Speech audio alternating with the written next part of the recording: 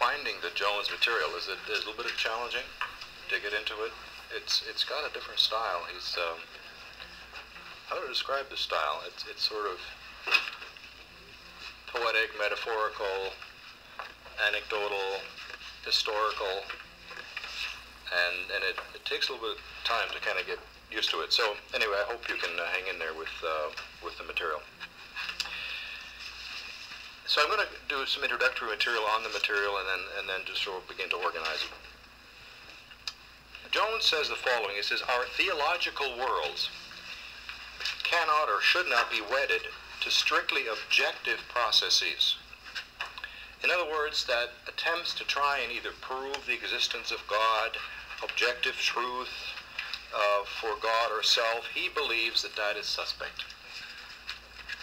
He says, rather, God is the name we give to our lived meaning. He says, whatever functions as one's ultimate concern provides our God content. In other words, the shape of the God hunger we live from comes out of our deepest sense of yearning. He says, at its heart, our life is constructed around patterns of loving. In other words, not so much truth, that we're not so much on a truth quest, he says, but it's reflected around patterns of loving. He says, it's not a question of if, or even who, but what operates as one ultimate loves, as one's ultimate loves. Theologizing, he says, is the way in which we order those loves. In other words, it's a pattern of our loving, our quest for loving, and theologizing is a way of organizing our journey of loving. So that's a kind of a helpful, I think, introductory comment.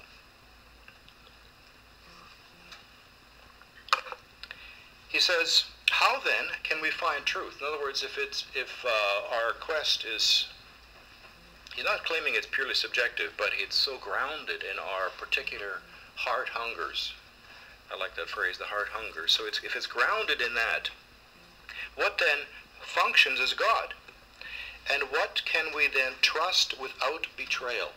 What can we come to trust? And furthermore, what can we obey without idolatry? He says this process requires a process of verification and lived experience. In other words, our own experience has to confirm for us its truth claims or its claims to authenticity.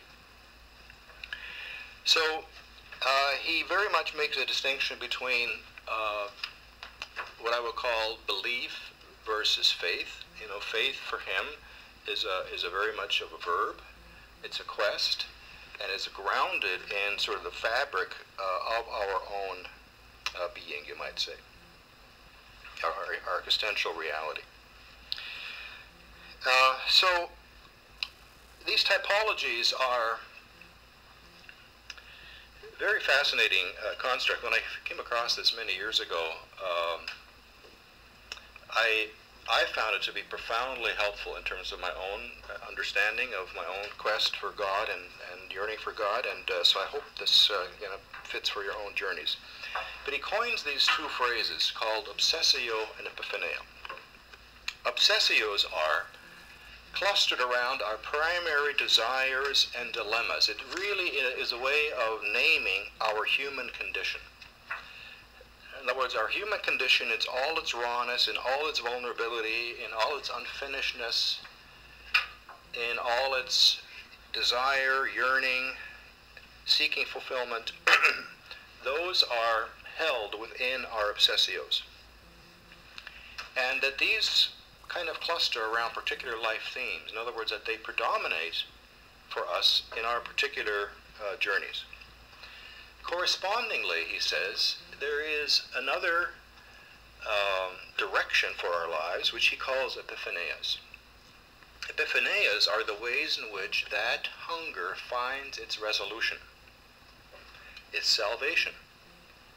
He says these these represent polar markers of experience.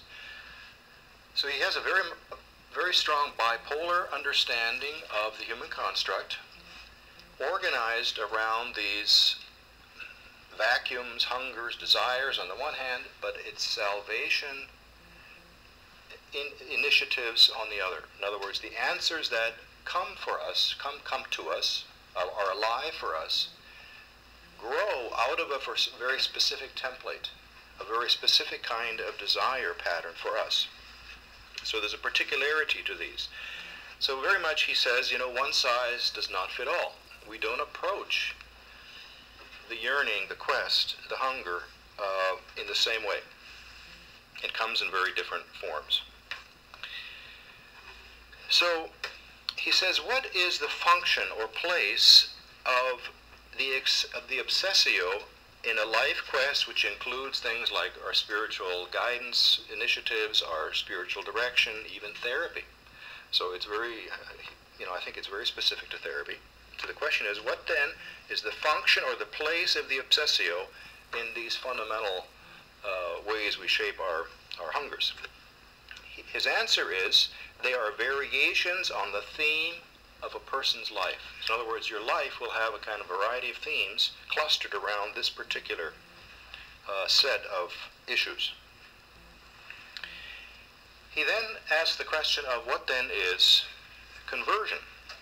So in other words, when we come into these intensifications of life, so when we come into intensive awakenings, we come into potential times of resolution where the answer starts to come at us in a way that gives it a sense of fullness and resolution and so forth.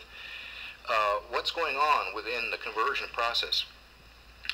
He says that conversion is preceded by the inability to no longer either believe in or live in one's world. So,